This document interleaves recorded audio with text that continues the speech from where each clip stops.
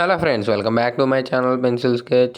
So ఇవాళ అయితే మనం బర్డ్ అనేది పూర్తిగా కంప్లీట్ చేయబోతున్నాం, బర్డ్ స్కెచ్ అనేది.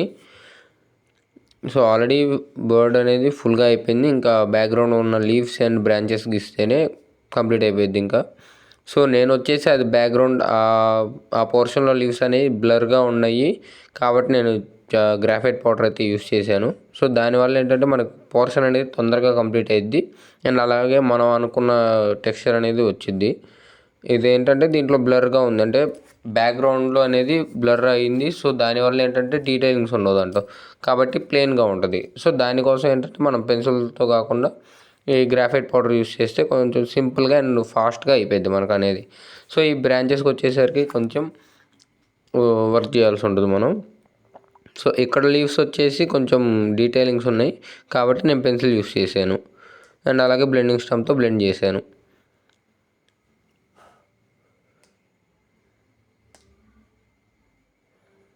సో మీరు ఈ పేపర్ మీద చూసుకుంటే బ్లాక్ అండ్ వైట్ డాట్స్ లాగా కనిపిస్తుంది బ్లెండింగ్ చేసినాక కూడా. సో అదే నేను చెప్పింది ఆల్రెడీ. దీనివల్లే మనకి వచ్చేసి పోర్ట్రేట్స్లో కొంచెం పోర్ట్రేట్స్ ఓకే, కానీ కొంచెం ఎప్పుడైనా ఇమేజ్ జూమ్ అవుట్ అయితే మనకి ఇబ్బంది అయ్యిద్ది అని చెప్పింది దీనివల్లనే.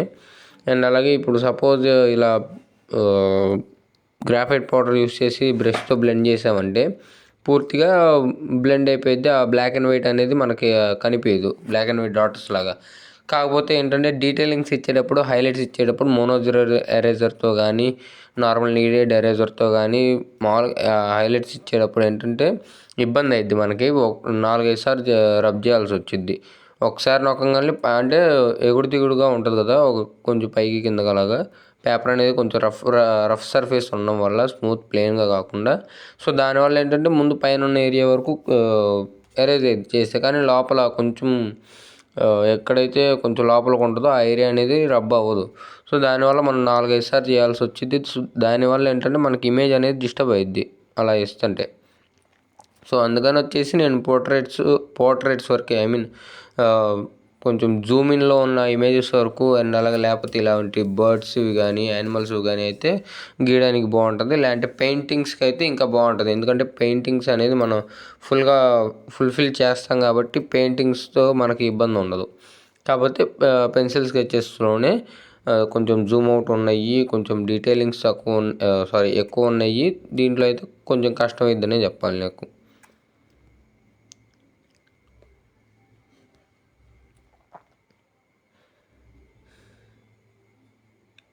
సో నేను ఇక్కడ బ్రాంచ్కి వచ్చేసి 4B అండ్ 8B పెన్సిల్ అయితే యూస్ చేశాను.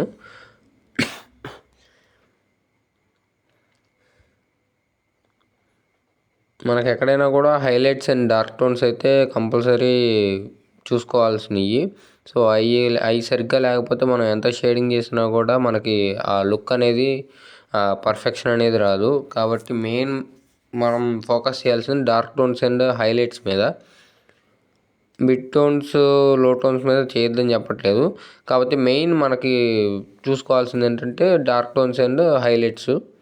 అవి చెక్ చేసుకోవాలి షేడింగ్ చేసేటప్పుడు.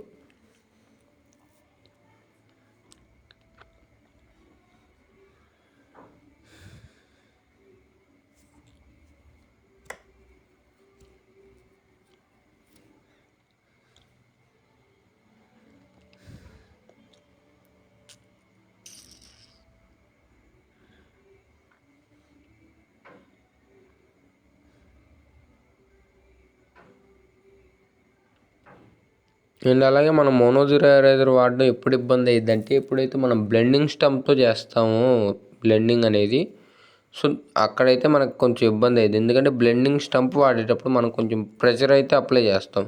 సో ఆ ప్రెషర్ వల్ల ఏంటంటే అది ఆ పెన్సిల్ ఏదైతే మనం గీసింది ఉందో అది చాలా స్మూత్ అయిపోయింది. ఆ స్మూత్గా అవ్వడం వల్ల మనం ఎప్పుడైతే మోనోజీరో ఎరేజర్తో నార్మల్ ఎరేజర్తో చేస్తామో అది ఆ ప్లెయిన్గా స్మూత్గా ఉండడం వల్ల అది స్లిప్ అయిపోయింది దాని మీద. దానివల్ల మనకి ఎరేజ్ అవ్వకుండా ఆ బ్లాక్ కలర్ మార్క్స్ అనేవి ఆ ఎరేజర్కి పడిపోతూ ఉంటాయి. సో ఇప్పుడు చూడండి, ఇక్కడ నేను మోనోజీరోతో చేసినప్పుడు అక్కడ నేను పెన్సిల్ గీలేదు కాబట్టి అలా హైలైట్ అయింది. లేదంటే నార్మల్ ఎక్కడైతే కింద పెన్సిల్తో అది కూడా పెన్సిల్తో గీసుంటే, ఇదేంటంటే నేను కింద వరకు పెన్సిల్తో షేడ్ చేసి హ్యాచింగ్ ప్రాసెస్లో దాన్నే నేను బ్లెండింగ్ చేసుకుంటూ పైకి తీసుకెళ్ళాను. సో దానివల్ల మనకి ఇబ్బంది లేకుండా అది బ్లెండ్ అయింది. అండ్ అలాగే హైలైట్ కూడా ఇవ్వడానికి కుదిరింది. లేదు పెన్సిల్తో గీసి దాన్ని బ్లెండింగ్ స్టంప్తో చేసామంటే మోనో ఎరేజర్తో చేసేటప్పుడు మనకి ఇబ్బంది అవుతుంది దానివల్ల. సో ఈ పాయింట్ ఒకటి గుర్తుపెట్టుకోండి షేడింగ్ చేసేటప్పుడు. సో ఈ వీడియోకి అయితే ఇంతే ఫ్రెండ్స్. నెక్స్ట్ వీడియోలో మనం ఇంకా మంచి కంటెంట్తో కలుసుకుందాం. సో మధ్యలో వచ్చేసి ఛార్జింగ్ అయిపోయింది మొబైల్లో. సో అందుకని రికార్డింగ్ చేయడం కుదరలేదు. అండ్ అలాగే నెక్స్ట్ ప్రాసెస్ కూడా ఏం లేదు. జస్ట్ గ్రాఫైట్ పౌడర్తోనే చుట్టూరా బ్యాక్గ్రౌండ్ అనేది ఫిల్ చేసి టిష్యూ పేపర్ యూస్ చేశాను. టిష్యూ పేపర్తో బ్లెండ్ చేసి చిన్న చిన్న హైలైట్స్ ఇచ్చేసాను అంతే. నా నెక్స్ట్ వీడియో మిస్ అవ్వకుండా ఉండాలంటే ఛానల్ వెంటనే సబ్స్క్రైబ్ చేసుకోండి. అండ్ అలాగే ఈ వీడియో నచ్చితే లైక్, షేర్ అండ్ కామెంట్ చేయడం మాత్రం మర్చిపోకండి.